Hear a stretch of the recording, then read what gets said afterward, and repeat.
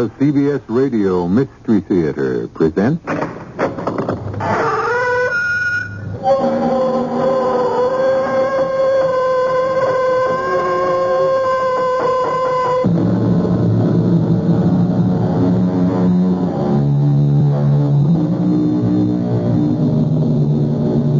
Come in. Welcome. I'm E.G. Marshall. It's a fitting quotation to begin this story.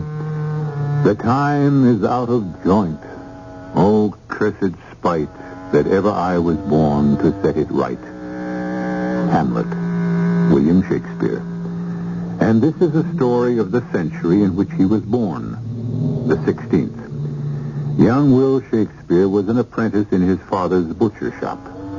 Queen Elizabeth ruled England, and Henry III presided over an uneasy France, torn apart by religious wars between the Huguenots and the Catholics. These were times bloodier than today, when no street was safe at night. Damn, it's the night guard. What's the matter? We have safe conduct on a dark night like this. You think these thieves in livery will stop to see them? You're right. There may even be Huguenots. If we can just reach that next corner unseen, we have a chance. Come. Oh, do not what? I stepped on a pebble, my sword against the wall. Stand and deliver, whoever you are. Lift the torches. Run for your life, Denny. Oh, are we fired? Pay no heed. Fire! Oh, dear, I'm hit. Oh, they've thrown my whole side out to the right before they reload. Then at the end of the twisting lane, to the left, a door. If God or love is good, behind it, you may find refuge.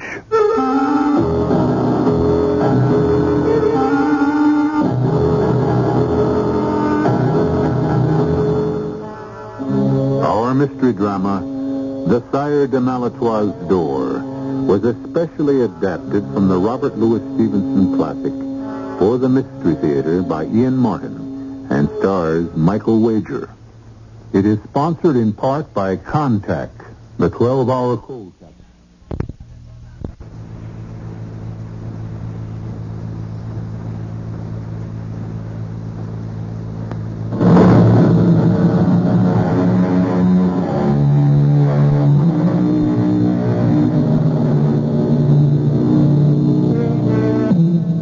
The weapon you heard fired earlier was the arquebus, the precursor of the musket and our modern rifle.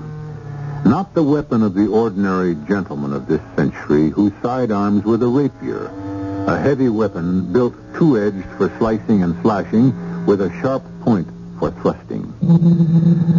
Roger Chantivert and Dennis de Beaulieu were only so armed when they were attacked, leaving Roger mortally wounded on the cobblestones of Chateau Landin.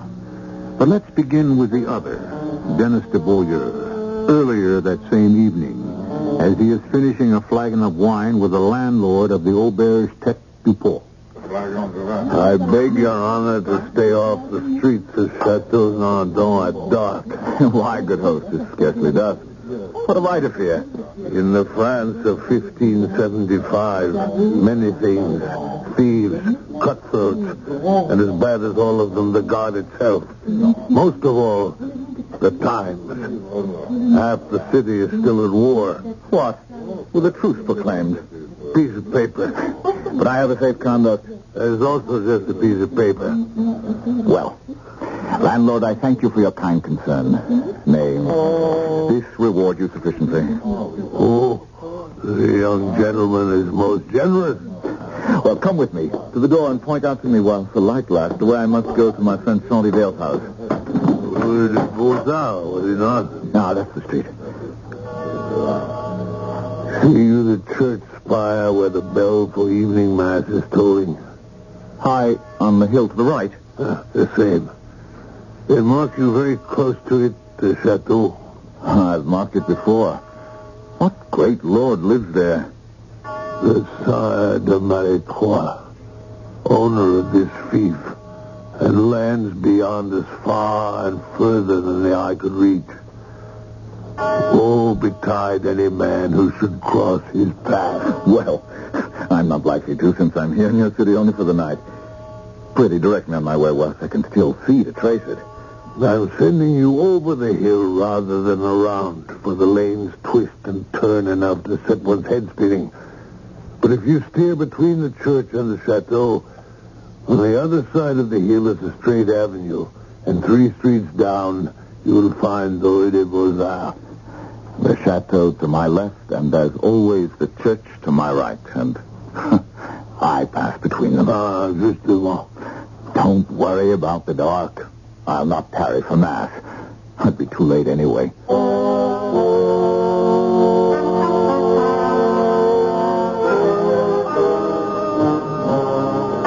You were a long time at confession, Blanche. Oui, monsieur. What can a young bird not even out of its nest and the Maletroits that have to confess that takes up so much time? Please, Uncle. Have no fear, niece. I'm too good a Catholic to invade the confessional, and let me hand you to the coach. Thank you. Eh bien, Devon, to the chateau. But why so cheerful, madame? Oh, not tearful, but tired. Tired? Of what, little one? Life? An arduous day? Père Maillot's usual droning of the Mass? Or a month of deception? Deception? The circles we travel in are small, Blanche. The least pebble dropped in the circumscribed pool of our life sets up waves. Among the cognoscenti there are no secrets, such as... Oh, my hand, you're hurting me. Loosen it, so that I may see what worm my little bird has I caught. don't know what you mean. I'm afraid you do. But as always, those embroiled in scandal are the last to hear. In the Maletroit family, that word does not exist, will not be allowed to exist. Open your hand or I will crush it open. You meant no harm. I shall be the judge of that. Open. Oh. A spilled paper, badly crushed. A billet doux, no doubt. What are you going to do? Read it and decide. We're almost home. I think I shall defer my answer till we are behind the walls of Chateau Maletroit.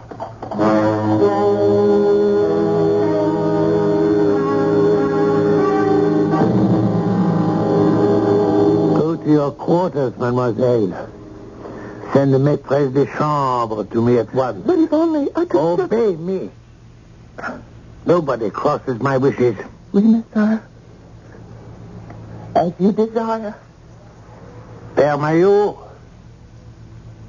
Père Maillot. À votre service, Messiah. You are late. My niece wished to make confession. Had she chosen you, my mind might have been eased more quickly. Even for you, Messiah. How could I break the seal of confession? The question can be begged. It isn't necessary. I know now what is and what has to be done. I have instructions for you, the maîtresse de chambre, and send for my ironsmith immediately. There is much to be done before I set my trap, and small time to accomplish it. But once I have caught my fly, he will dance to my tune or suffer the consequence. Darkness had dropped faster than I could have anticipated. As I climbed the twisting, meandering streets, I almost was sorry I had not come by horseback. Fortunately, against the night sky, my twin stars stood outlined, the chateau and the church. Actually, approaching the church, the torches of those leaving Mass were a beacon to lead me on. I even hesitated a moment at the sight of one beauty escorted to a carriage before passing on. And arriving at last on the downslope of the hill on the other side at my friend Jean Diver's lodgings,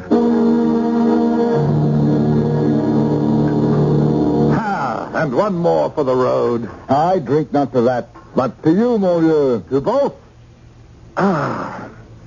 God save me for any others, and punish me if this should be a lie.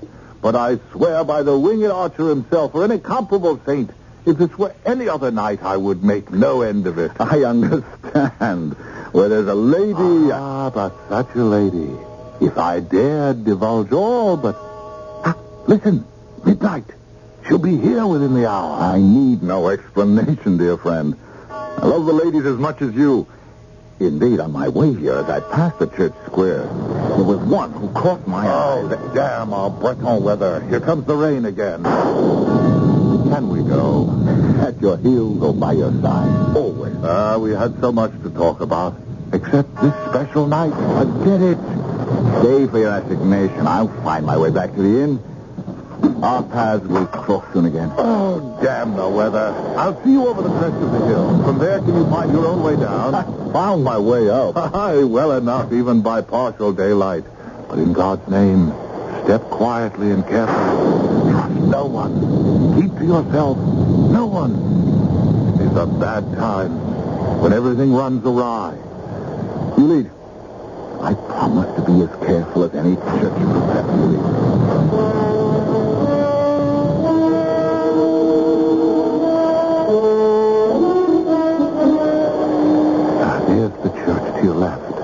Follow the street we're on. Keep remembering to bear always to your right and downhill, and you'll be at the inn within the quarter hour. But move quietly.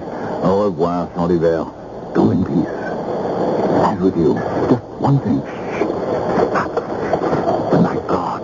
What matter? We have safe conduct. On a night like this, you think these thieves in livery will stop to look at them? You're right. And just reach the next corner, we may have a chance. Unseen, come. No, what? Steps of a pebble, my sword hit against the wall. Send and deliver, whoever you are. Lift the sword. Run for your life, then. Hold! Always fire! Pay no heed, run. Oh, dear. I'm hit. Too late. They've blown my whole side out. The left, the heart. I'm done for, Dennis. Run down the hill. Keep toward the Sire de Maletroits chateau.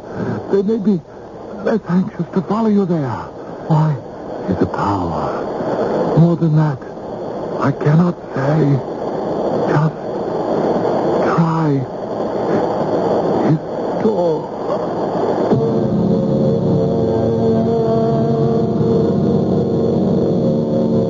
There was nothing I could do for Tony there. My dearest friend was dead. There was no treating with the pack of hounds that followed us. I fled from them, following the tortuous alleys, ever conscious of their footsteps after mine. Rushing down the lane scarce wide enough to accommodate myself, I suddenly found myself faced with a waist-high terrace, which I was about to leap. Through some instinct, the rising moon stayed me. Small wonder. On my side was a 4-foot wall, but had I leaped it, I would have dropped 40 feet to a craggy field of stone. I could hear the mob behind me. I was prepared to face them with sword and pointed, but the firearms I could not challenge. Door! To the left of me was a portico, and in its shadow a door. Any port in a storm. At least with something against my back, I could fight. I drew my sword, ducked into the shadows, and thrust my back against the door. And to my amazement, it gave way behind my weight, opening to let me into possible safety. As it gave behind me, I heard the hound pack on my trail. I thought to close the door, not quite in order to observe what had happened outside, but as I pushed gently, of a sudden, as though it was whisked from my hands, it thudded shut. From what pursued me, I was safe. That door could stand a battering ram. But a new and strange threat had developed. I had no desire to close the door all the way shut. It had been snatched from my hands with no control from me. I stood in a small hall with a staircase, rising out of the gloom. I turned to the door. It was as smooth as silk. No way of reopening it. I was trapped. My only way out was up the staircase before me. I had no choice. I started to mount, drawing my only weapon and wondering only if it could protect me and what I faced when I reached the top of those steps. For some reason, a premonition of unnamed terror ran like black feet down my spine.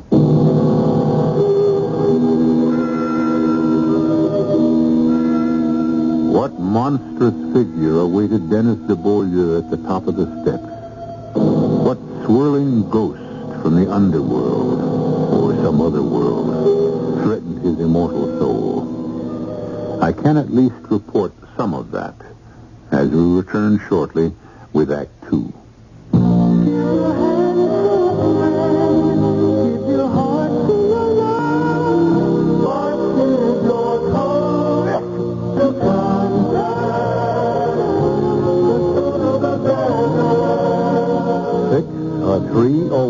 That's the question when you catch the common cold. Then take 12-hour contact.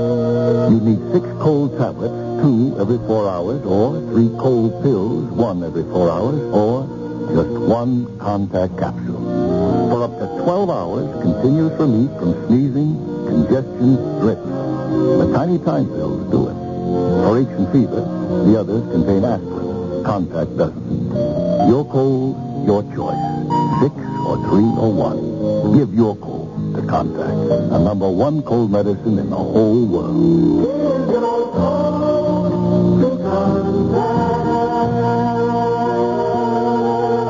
6 or 3 or 1. Take Contact only as directed. Blind and successful? Well, we're here to tell you.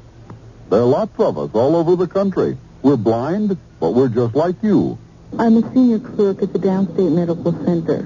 Part of my life just is getting up and going to work and performing certain functions on my job. I look at the NSC in the same respect, that there's a commitment and an obligation. That to be able to give of yourself and to know that somewhere it will help others, and perhaps in turn that someone else who gives a little may in some way eventually help you. And when it all comes together, it can produce something, very good and very big for the benefit of everyone. For further information, get in touch with your local affiliate of the National Federation of the Blind, or contact me, Kenneth Jernigan, President, National Federation of the Blind, 218 Randolph Hotel Building, Des Moines, Iowa, 50309. This message presented as a public service by this station and the members of the National Federation of the Blind.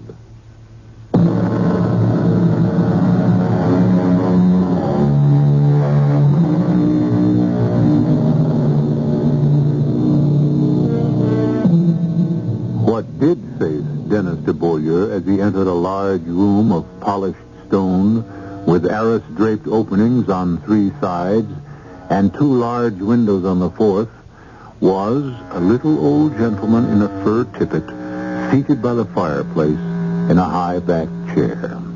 The great stone fireplace was between the windows, and carved into it the arms of the Maletroits. Seeing those arms, I was immensely eased and felt myself in good hands. Still, winded from my running, we looked silently at each other for a second or two. In the brief exchange of glances, although the man was smiling and relaxed, I found myself tensing again. Something about him, the peaked eyebrows, the small, strong eyes, so quaintly evil in expression. Belying the beautiful white hair hung straight all about his head, like a saint. I am Allah, Sire de Maletroits. Pray, step in. I am indebted to you, sir. Pray pardon this unwarranted intrusion. Oh, not at all. I've been expecting you since I heard the church bell toll. Me, Messiah? Yes. I'm afraid this is a double accident, sir. I'm not the person you suppose me to be. Really? No, it seems you were expecting a visit, sir. Assuredly, I was. But I can assure you that nothing was further from my thoughts or more contrary to my wishes than my arriving here. I am loath to let you labor under some misapprehension. No, that. If I do, surely it is the privilege of old age, and all will be straightened out in due time. Bring my guest a cup of spiced wine. You will join me, young man. Messiah, I have no desire to force you. I'm wondering about that. Behind the arras your servant has opened, I see what appears to be a small army of pikesmen and arquebusiers. I am old, as I have remarked, and these are perilous times. Even the nobility needs protection. The wine, sir. I accept your courtesy. The wine, don't bring it. If only to explain my presence satisfactorily and perhaps be accorded an explanation of why it failed to surprise you. In good time. I was visiting a friend, and on my way back to the inn, my friend accompanying me, we were set on by an armed band, Huguenots, assassins, the guard I know not. But that their intentions were violent and criminal is attested to by the fact that my friend was shot and killed. I fled with them in hot pursuit. Unfortunately, picking this cul-de-sac, I saw your door and thought with my back against it to be able to make some fight for my life, but as I leaned against it, it opened with my weight. And I gladly entered to put it between myself and the assassins who would have killed and robbed me also. A pretty story. You don't believe me? Does it matter so much after all? But nevertheless, that is what happened. Once they had searched without finding me, I would have left, but your door... Ah, yes. My door. A little piece of ingenuity. No question of that. It fled from my hand as if someone had pulled it shut from the outside. I could find no means of opening it from the inside. Yes. Most ingenious. A hospitable fancy. Hospitable? To be sure. You arrived uninvited, but believe me, very welcome. You persist in error, sir. There can be no question between you and me. I am a stranger in this countryside. My name is Dennis de Mazur de Beaulieu. If you see me at your house, it is only as I have told you. My young friend, you will permit me to have my own ideas on that subject. They probably differ from yours at the present moment, but time will show which of us is in the right. Ah, here comes our wine. Let us enjoy it while the heat is still in it. We sat in silence while the servant served the wine and left. Again, I saw the armed men beyond the arras. I was conscious in the silence now of voices. One male and one female hurriedly gabbling as if in prayer behind the third arras. Meanwhile, the old gentleman surveyed me over the rim of his cup from head to foot. I was convinced I was dealing with a lunatic. And a dangerous one. I could stand it no longer. I got to my feet, clapping my hat on my head. You haven't finished your wine. Nor do I intend to. This is sheer madness. If you're in your wits for all your offered hospitality, you affront me grossly. Oh, dear. My conscience is clear. You've made a fool of me since the first moment. I'm leaving.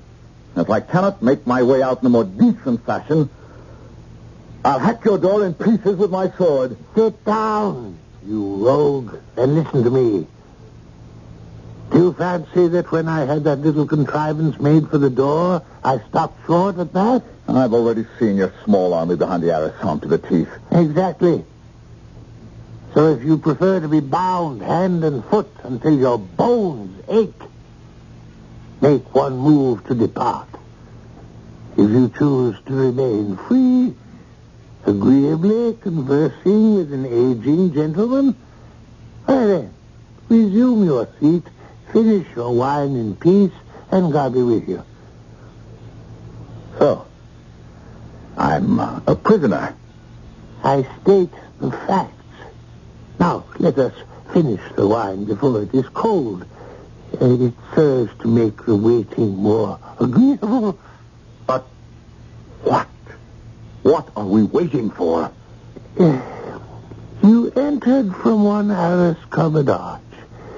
You have seen that the main house lies behind the second. We are waiting for what is taking place behind the third. Yes, but what?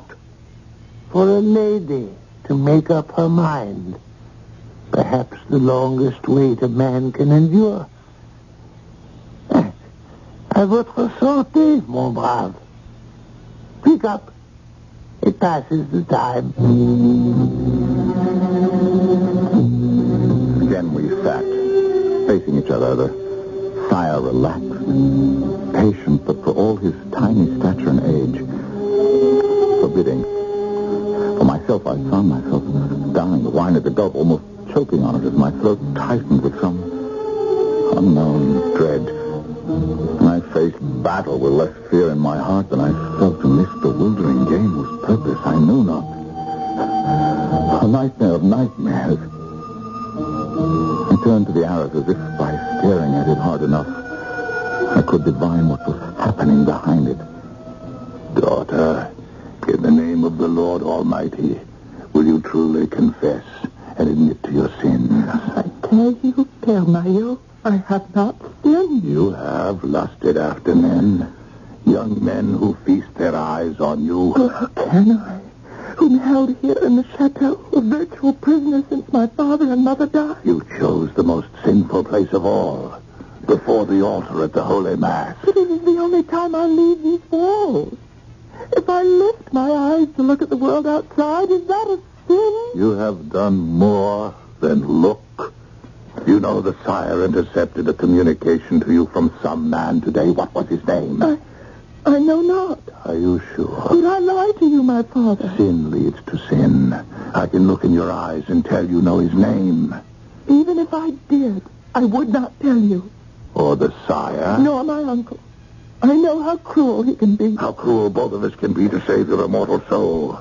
Would you prefer we found the answer with a thumbscrew of the iron bolt? Oh, no, you would not. My uncle would not. Do not be too sure. The honor of the Maletroits name has never been sullied. As the last of the line, save yourself. The Sire will never permit it to be. The name of the young man that passed you the note? No. I have done naught to feel shame for. Nor if there were such a cavalier, neither is he. The note, I cannot deny. It exists. But everything else is your foul imagination and my uncle's. I will not let you harm an innocent man because of who I am. So be it. I commiserate with you, my daughter, in the church.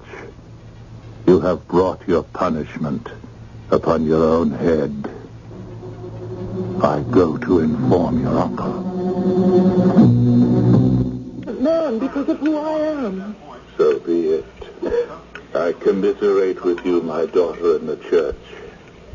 You have brought your punishment upon your own. The silence between the Sire de Maletroits and myself, broken only by the intriguing murmur of voices behind the arras whose words could not be heard, had become intolerable. I was just about to speak when the third arras was pushed aside. The tall priest, his brows knitted in anger, his cool face set doggedly, came into the room. He stopped briefly in surprise, seeing me, favoring me with a long, keen stare, then crossed to the side, stopping his voice so I could scarce hear his words. Is she in better spirit, Father? I think she is more tractable, more resigned. David de Beaulieu. This is my père familial, attached to my family. Père Maillot, Demoiselle de Beaulieu. Let us together repair to the chapel to meet with my niece and settle our affairs once and for all. Common decency required I offer my arm to the Sire de Maletroits, who accepted it without question and limped with me along with the priest's vigorous stride. Through the arras we entered a small chapel, pierced by many little windows shaped like stars. On the steps of the altar knelt an incredibly beautiful young girl, dressed as a bride. I have brought a friend to see you, my child. Turn around and give him your pretty hand. It is good to be devout, but necessary to be polite, my niece. Uncle, please, don't embarrass me anymore. Whatever you ask of me, I will do. Only one thing I will resist to my dying breath. I will not tell you the young man's name. He is innocent of any wrongdoing. Pierre Maillot has threatened me with the thumbscrew and the boot. Mayhap in my agony you could force his name from me. Fortunately, my fair, that is no longer necessary. We have the young man here. What? I asked you to be polite and turn around and give him your hand.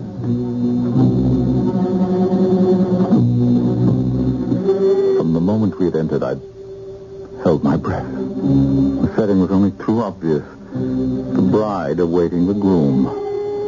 And it was not hard to realize that I must be cast in that role.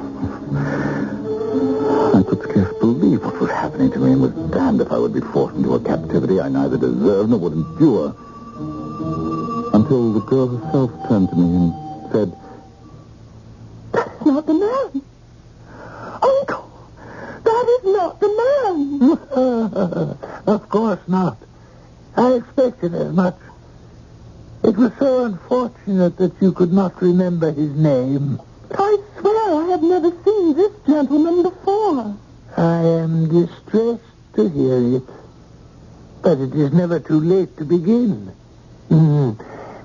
I had little more acquaintance with my own late lady before I married her, which proves that these impromptu marriages often work for the best in the long run. "Marriage? Messiah, I strenuously object to being dragooned." Of course, every man of spirit might. The bridegroom has a right to have a voice in the matter. I will give you until dawn to make up for lost time till we proceed with the ceremony.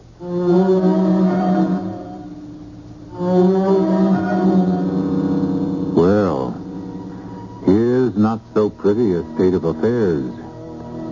And the word affair is strictly used. For evidently the remorseless Sire de Maletroit is convinced that his niece has brought the threat of dishonor on his name.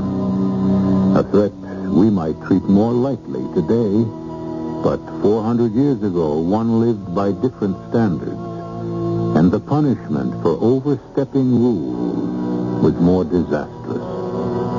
A woman's virtue, if profaned, meant instant and unpleasant death. I'll return shortly with Act 3. Inside you're free after all. You hear freedom spirit like a wild bird call. Inside you're free after all. Living free. There's a long stretch of open road before you. You at the controls of a Buick Century. A really fine mid-sized car. Comfort abounds. A sophisticated suspension system is smoothing the way. An underhood of frugal V6 engine economically goes about its business. You're happy, you're free, and you're in a Buick. Inside you're free. Inside you're free after all. Living free. Living free. Living free. Do you know about your Culligan man calling? My Culligan man calling? That's when I go, hey, Culligan man. Now, that's Culligan man calling. No, I mean your Culligan man may be calling on you soon. I'll show you how it goes. Knock, knock. Who's there? Culligan man. Culligan man who?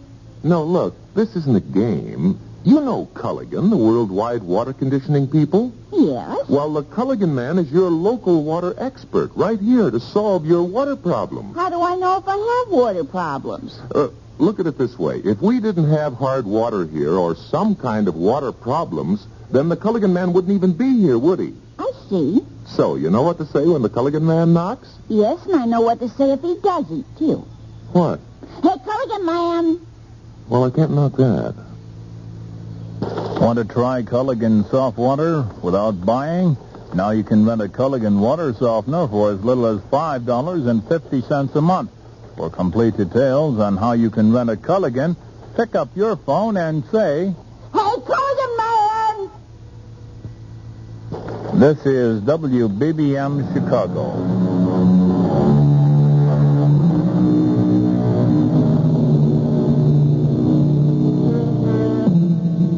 In the small chapel in the Maletroits chateau, the light flickers vagrantly across the faces of the four who stand there. Shadowed, the saturnine priest belies his garments, looking like some vulpine devil. As the light plays across the Sire's face, that comically evil smile seems even more mocking. As for Dennis and Blanche, the one is white with astonishment, the girl blushing with embarrassment. Sherlock, you cannot be in earnest. Indeed I can. And am. I declare before God I will stab myself rather than be forced on that poor young man. I assure you, you will not have the opportunity. Oh, Manon, pity me. There isn't a woman alive in France that would not rather die than have such a marriage forced upon her. Is it possible that you do not believe me? That you still think this is the man? Frankly, I do. But let me explain to you once and for all, Blanche de Maletroits, that when you took it into your head to dishonor my family and the name that I have borne, you forfeited any right to question my designs or even to look me in the face. Oh, but Michael, if you'll only... Not one word more. It is my duty to see you married at once. Out of pure goodwill, I have tried to find your own gallant for you. And I believe I have succeeded. But if I have not, I care not one jackstraw. So let me recommend that you be polite to our young friend, for, damme, upon my word, your next groom may be less appetizing. I had watched and listened to all this in puzzled silence. And silence for another reason. In 2 short minutes, watching the emotions that crossed her exquisite face, I felt I had come to know this girl. Her capacity for love, her tenderness, her bravery. And no, did I say? More than that. Admire, revere, love of her all she was. I was already jealous of her unknown cavalier. But that milady had spirit as well, I was soon to discover as the arras closed behind her uncle and the priest. And she whirled upon me with flashing eyes. Now, what, sir, may be the meaning of all of this? Well, Lord knows this house seems to be full of mad people. Do you count me one of them? Oh, I did not mean that. Good. For I can tell you, I am enough in my wits to see that my uncle and yourself have made some monstrous bargain between If them. you think I'm engaged in some plot without old devil out there, you're beyond your wits. I've no bed to marry with you, nor would I have if you asked me. I'm as much a prisoner in this house as you appear to be. Then pray, how came you here? I was on my way from Paris to join my regiment in Alençon and stopped off in this misbegotten town to seek an old acquaintance and spend an evening with him. While he was seeing me back to the inn, we were set upon by a bunch of assassins, and my friend was shot and killed. Huguenots. Huguenots, cutthroats, your own night guard, who knows? Seems that everyone is mad in this town. In all events, I took to my heels for my life, made the mistake of turning into your street from which there was no escape. I backed against your door, hoping perhaps to stay unnoticed in the shadow of the portico. To my surprise, it opened with my weight, and naturally I stepped in, only to have it closed by some mechanism beyond my comprehension. When I tried to open it, there was neither latch nor handle nor any means to accomplish that. Well, of course. That's what Jean and the other ironmongers were working at down there all evening. It wasn't you they expected to trap, but... Who? Who? The cause of all of this. Oh, please, I know not your name, but please forgive me for what I said before.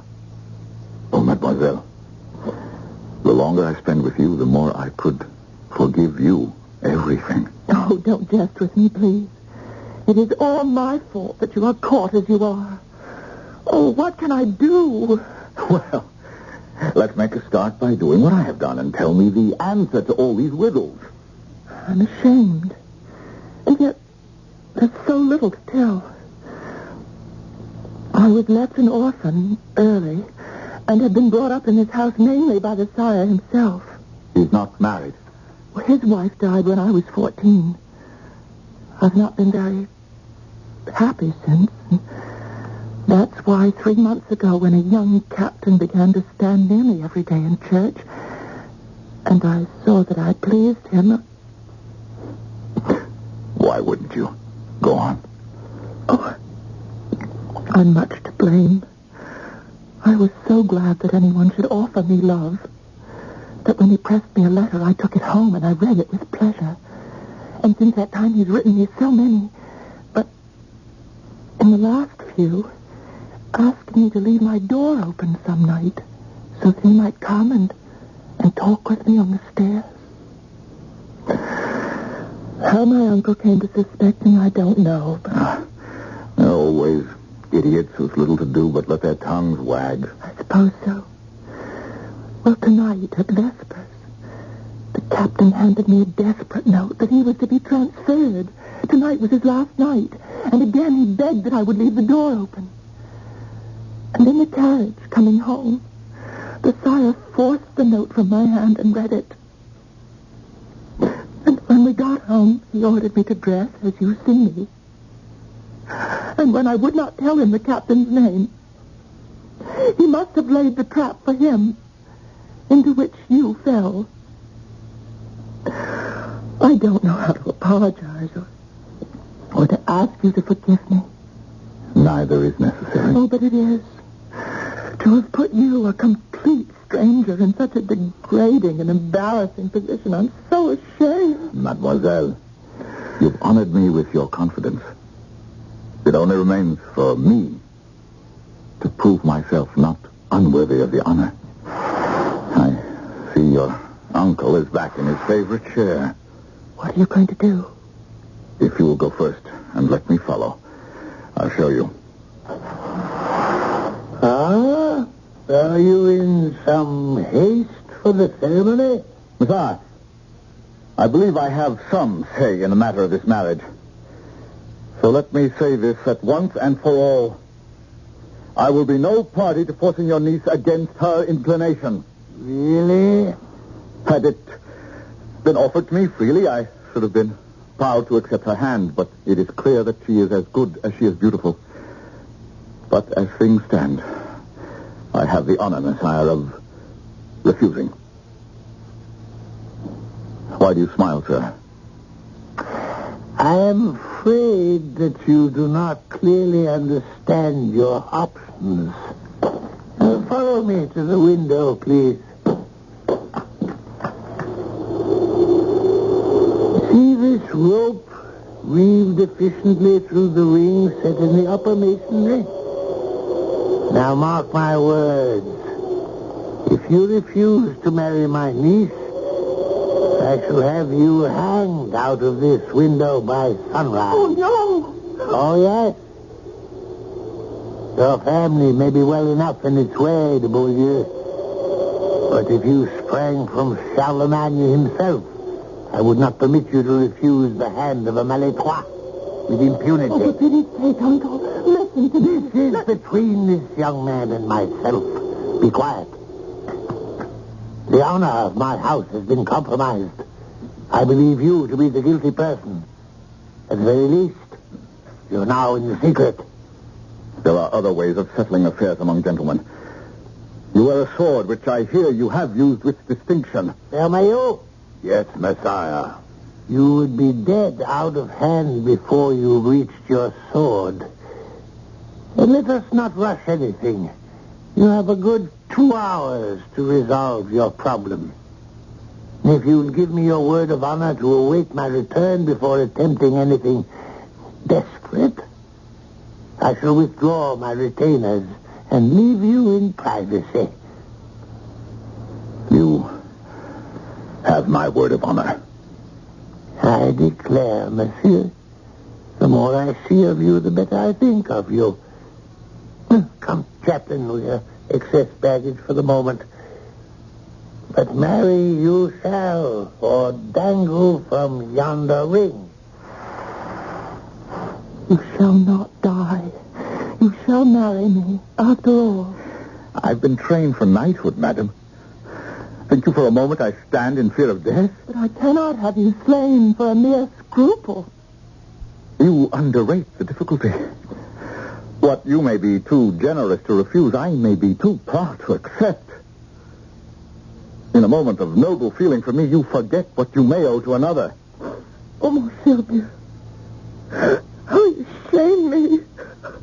Oh, mademoiselle, please, No, please. in God's name. Leave me alone. I can hold it back no longer.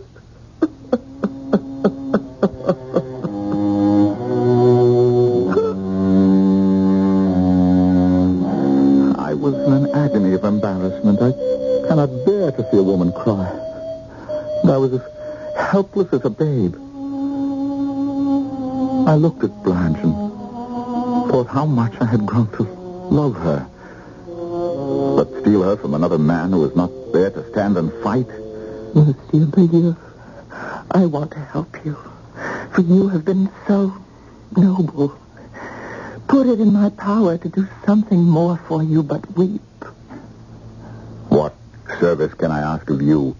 You have a sweet nature. And overestimate a small service.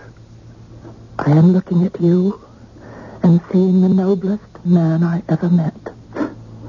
Who is to die in a mousetrap. With no more noise than my own squeaking. I will not have my champion think meanly of himself. You have no cause to hang your head, nor will I mine. Pray,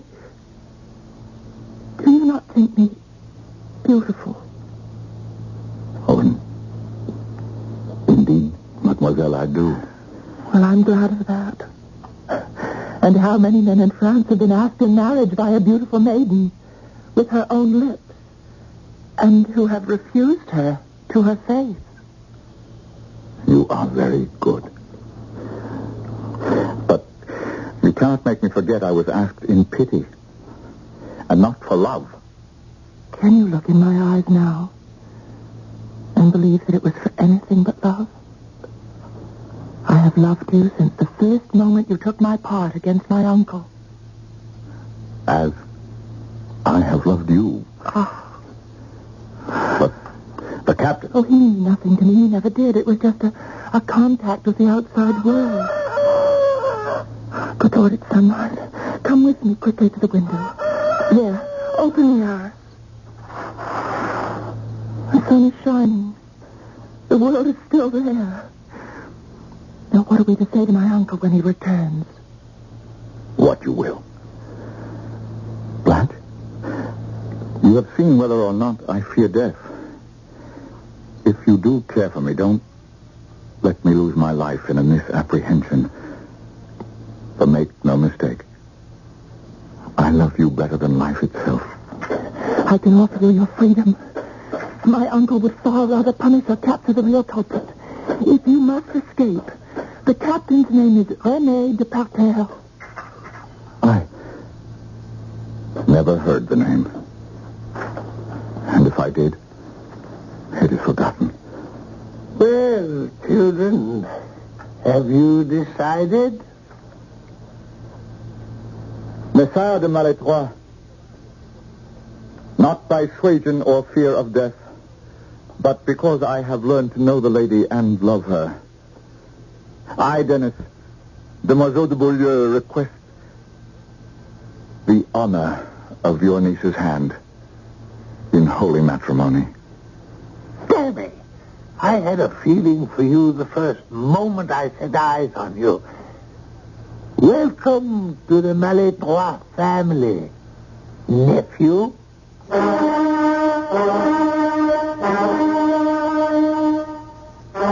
So, once again, and this time for the last time, we close the Sire de Maletroit's door on a happy ending. I'll be back shortly.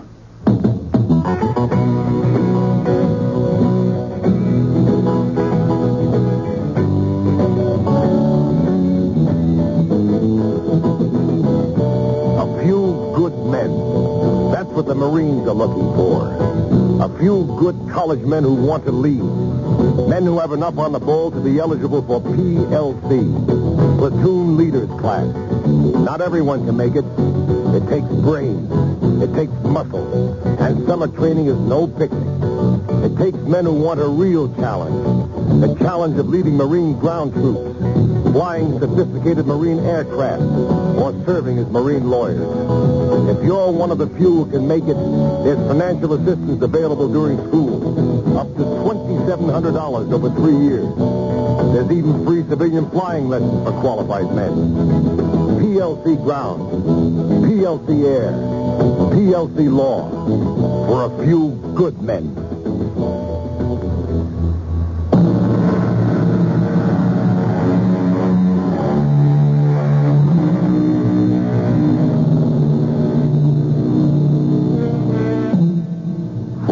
Sentimentalists among the listeners, Captain Parterre had no serious intentions. He was indeed trifling with Blanche's innocent affections. Little did he know, nor would he have cared, that he brought two young people to a happy and enduring marriage. The captain died shortly thereafter in a brawl over a gaming debt, which is neither here nor there in our story, except that it's nice to know that every so often, virtue does triumph. Our cast included Michael Wager, William Redfield, Marion Seldes, and Robert Dryden. The entire production was under the direction of Hyman Brown. And now, a preview of our next tale. Marvelous how you can get around when you've got no body, isn't it? See him? Little white dog, curly tail. Oh, silly little thing. And see that big blue station wagon? It's going to hit him. No! I've got him. Got him, Cynthia. I've saved him. You'll probably get run over anyhow one of these days. No, he won't. No, he won't. I'm going to keep my eye on him. What about all the others? Them too. And cats and people and everybody. Oh, Cynthia, why did it take me so long to find out what I was born to do? I could have spent my whole life doing this. Cynthia, my afterlife is going to be 100 times more exciting than my life ever was. Radio Mystery Theater was sponsored in part by Buick Motor Division. This is E.G. Marshall inviting you to return to our Mystery Theater for another adventure in the macabre. Until next time, pleasant dreams.